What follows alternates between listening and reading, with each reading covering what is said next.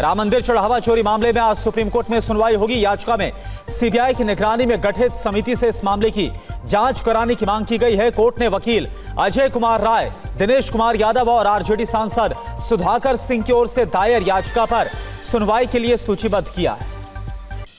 SIT 15 जुलाई को चढ़ावा चोरी केस में रिपोर्ट सौंपने से पहले फिर अयोध्या का दौरा करेगी। सोर्सेस के मुताबिक एसआईटी ट्रस्ट से जुड़े पदाधिकारियों और दान व्यवस्था से जुड़े लोगों से पूछताछ कर सकती है। एसआईटी ने 23 जून को राज्य सरकार को प्रारंभिक जांच रिपोर्ट सौंपी थी। यूपी को आज नया लखनऊ कानपुर एक्सप्रेसवे मिलने जा रहा है। रक्षा मंत्री राजनाथ सिंह, परिवहन मंत्री नितिन गडकरी और सीएम योगी आदित्यनाथ इस एक्सप्रेसवे का उद्घाटन करेंगे। 6 लेन वाले इस एक्सप्रेसवे के जरिए लखनऊ से कानपुर का सफर अब 2 घंटे की जगह करीब 40 मिनट में पूरा हो जाएगा। प्रयागराज के करेली थाना क्षेत्र के जीटीपी नगर में बमबाजी की घटना से सनसनी फैल गई।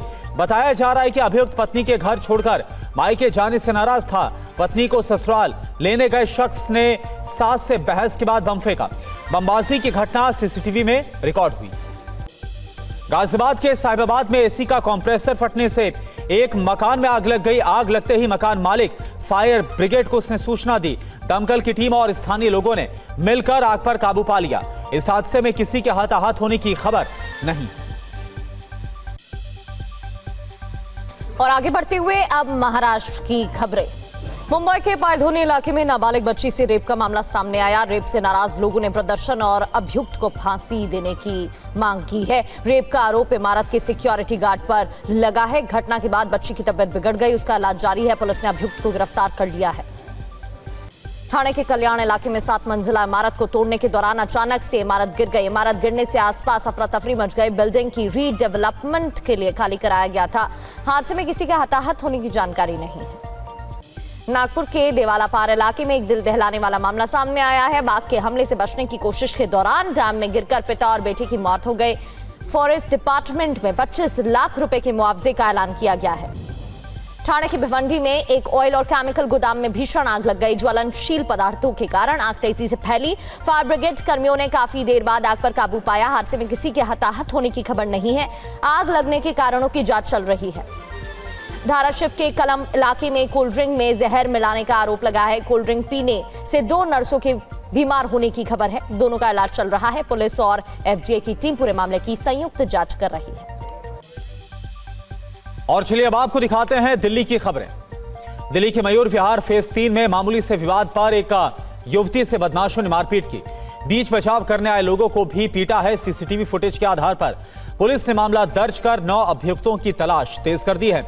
इस मारपीट की घटना में एक बच्चे समेत कई लोग घायल।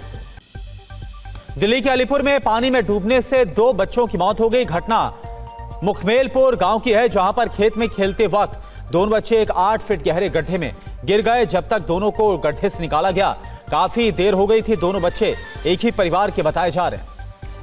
दिल्ली के रजौरी गार्डन से हिट एंड रन का मामला सामने आया। यहां पर तेज रफ्तार स्कॉर्पियो ने एक शख्स को रौंद दिया। गंभीर हालत में उसे लोगों ने अस्पताल पहुंचाया, लेकिन बचाया नहीं जा सका। पुलिस ने फिलहाल टक्कर मारने वाले वाहन की पहचान कर ली है। जांच तेज कर दी गई। दिल्ली पुलिस ने लग्जरी कार चोर गैंग का भंडाफोड़ किया है। 2 अभियुक्तों को गिरफ्तार किया गया। पुलिस के मुताबिक इस गैंग के तार दिल्ली, पंजाब और राजस्थान समेत कई राज्यों में फैले हुए हैं। अभियुक्तों के पास से चोरी की गई 12 लग्जरी कार, कई फर्जी आरसी और नंबर प्लेट बरामद हुए।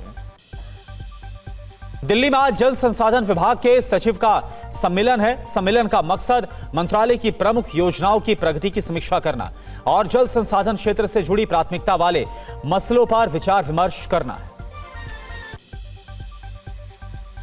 और अब खबरें मध्य प्रदेश की।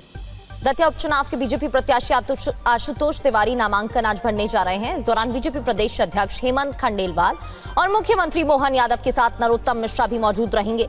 पार्टी की शक्ति प्रदर्शन कर एकजुटता का संदेश देने की तैयारी है। बीजेपी अध्यक्ष नितिन नवीन से मुलाकात के बाद नरोत्तम मिश्रा ने कहा कि मेरा कद बड़ा नहीं है, पार्टी सबसे ऊपर है। सूत्रों के मुताबिक नरोत्तम मिश्रा ने जहां दतिया में हुए हिंसक प्रदर्शन को लेकर सफाई दी, वहीं जन कल्याण से जुड़े सभी मुद्दों पर खुलकर अपनी बात रखी। दतिया में नरोत्तम मिश्रा के समर्थकों के प्रदर्शन मामले में नया मोड़ आ गया है। प्रशासन ने जहां तोड़फोड़ और मारपीट के आरोप लगाए, वहीं एक सीसीटीवी फुटेज के सामने आने से पुलिस पर सवाल उठ रहे हैं। वीडियो में पुलिसकर्मी तोड़फोड़ करते नजर आए। नर्मदापुरम के इटारसी में कुछ बदमाशों ने बीजेपी पार्षद जिम्मी कैथवास पर जानलेवा हमला कर घायल कर दिया। पीड़ित पर बदमाशों ने चाकू से भी हमला किया। पुलिस ने पार्षद की शिकायत पर इलाके के ही अमन राजपूत समेत कई लोगों के खिलाफ केस दर्ज किया है।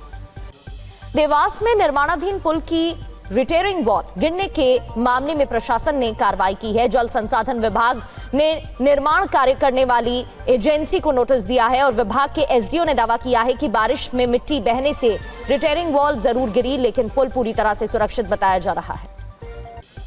और चलिए अब आपको दिखाते हैं बिहार की खबरें। पटना के बांकीपुर विधानसभा सीट पर होने वाले उपचुनाव के लिए नामांकन दाखिल करने का आज आखिरी दिन है। बीजेपी उम्मीदवार नीरज सिन्हा आज अपना पर्चा भरेंगे। जन स्वराज पार्टी के स्टार प्रत्याशी प्रशांत किशोर भी आज अपना नामांकन दाखिल करेंगे।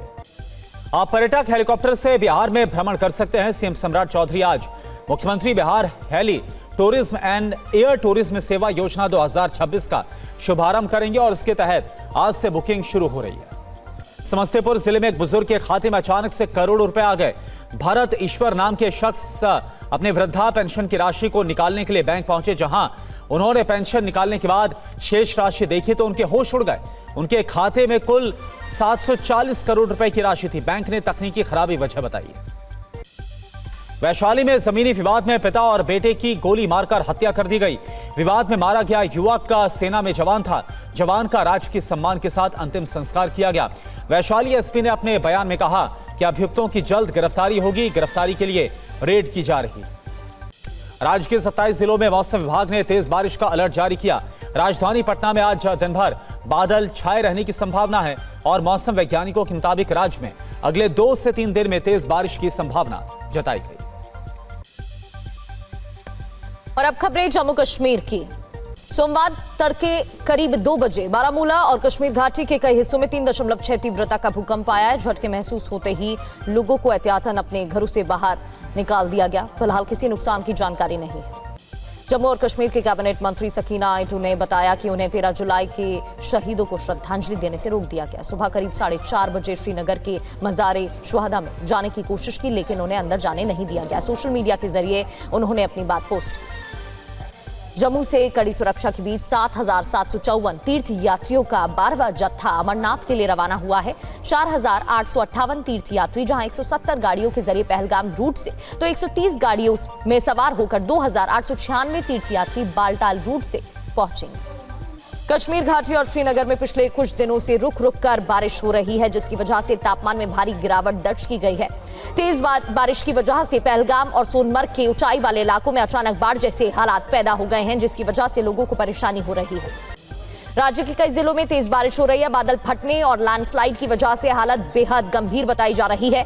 आईएमडी ने कई इलाकों में बारिश, आंधी, तूफान, बिजली गिरने की आशंका जताई है। लोगों से नदियों और नालों से दूर रहने की अपील की गई है।